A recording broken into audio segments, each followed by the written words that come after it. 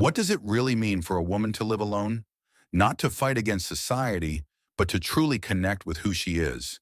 When the world still measures her value by who she's with, why are more women choosing to live by themselves? And what if this choice isn't about avoiding love, but about finding something more sacred? Today, more women than ever are deciding to live alone, not just for a short time, but as a real journey to understand themselves. Society may call them lonely or stubborn, but Carl Jung, a famous psychologist, saw something deeper. A woman's time alone can be a powerful change. It's not about being single. It's about meeting her inner self, especially the strong and logical part of her, the part Jung called the animus. When she faces this part, accepts her hidden feelings, and grows into her true self, she becomes whole, with or without a partner. Living alone is not just a lifestyle choice. It's a quiet truth many women feel deep inside, that being alone might be what truly sets them free. For a long time, women were seen mainly as wives, mothers, or caretakers. Their value was tied to how well they took care of others. Being independent wasn't encouraged. It was seen as wrong. A woman on her own was often looked at with pity or fear, like something must be wrong with her. But now things are changing. Many women are leaving behind those old roles, not out of anger, but because they've realized something powerful. They can feel complete without needing someone else to do that for them. So what changed? Education, careers, and the slow breaking down of old rules have given women more choices. But it's not just about money or jobs. Deep down, something inside has shifted too.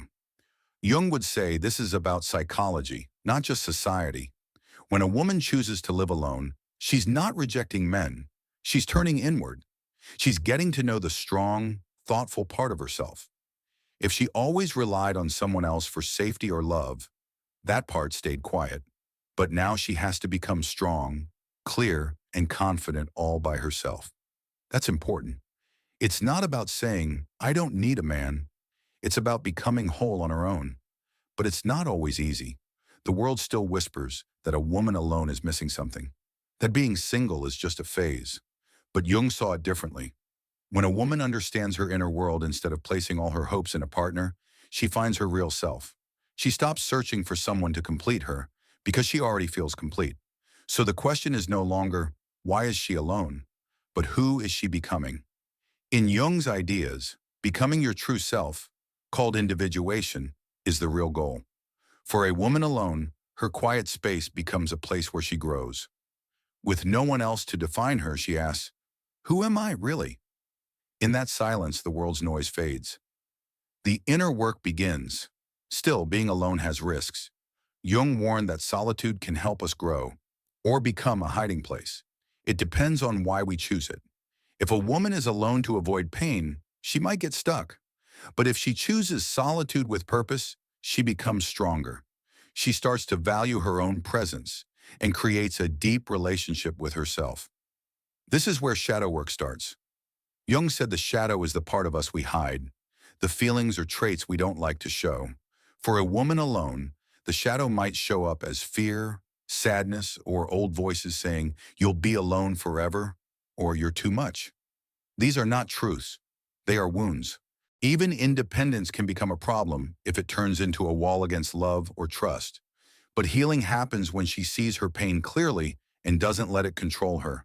When she lets go of the world's judgment and writes her own story. When she mixes independence with softness, strength with openness. This is what Jung meant by wholeness. Not cutting off parts of ourselves, but shining light on them. In this way, living alone becomes more than a choice. It becomes a sacred journey. The woman who walks this path doesn't become perfect. She becomes real. She doesn't run from her fears. She faces them. She learns how to be alone and still open to others. She learns the biggest truth of all. She was already complete. One common myth is that women who live alone are lonely, but there's a difference between loneliness and being alone. Loneliness means feeling cut off. Aloneness means choosing to be with yourself. It's a deep connection to who you are. Jung would say that a woman in solitude isn't missing connection. She's changing what it means. Yes, she might feel lonely at times, But she also learns how to feel at home in her own company, something many people never learn. Another false idea is that living alone means a woman is less feminine, as if femininity only exists in relationships. But Jung didn't believe that. Feminine energy is deep inside. It's creative, strong, and wise. A woman alone might actually feel more feminine because she's free from other people's expectations. Still, it's hard. People may judge. Family might ask, when will you get married? As if she's not complete without a partner. The idea of the unloved woman is still out there, saying that being alone is a failure. Some women start to believe that too, wondering if their freedom is a problem. That's why it's so important to know the difference between solitude and isolation. Solitude is a healthy choice. It means staying connected to yourself and the world. Isolation is running away, often from pain. Jung said that real growth doesn't avoid relationships, it changes them. A woman who isolates may be hiding. A woman who chooses solitude is probably healing. That's the real test. Not just what others say, but asking yourself, am I alone to escape or to return to who I am? That answer shapes everything. It turns solitude into either a prison or a doorway to self-love and freedom. Jung's study of feminine energies shows something powerful. Women have always found wisdom in being alone. The Great Mother, often seen as someone who gives love to others, also knows how to care for herself. A woman alone doesn't lose this role. She grows it. She becomes her own support. The wise woman doesn't appear because of love from others. She comes through time spent in quiet truth. That's the gift. Stepping away from outside roles can bring a woman closer to who she really is. In stories and history, solitude has always had power. The goddess Artemis lived free and wild, not alone in sadness, but in truth.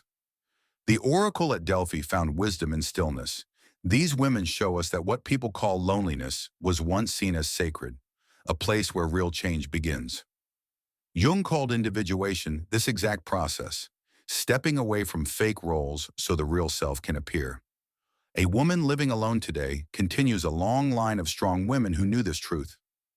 History is full of examples. Artemis, who never married. Virginia Woolf, who said every woman needs a room of her own.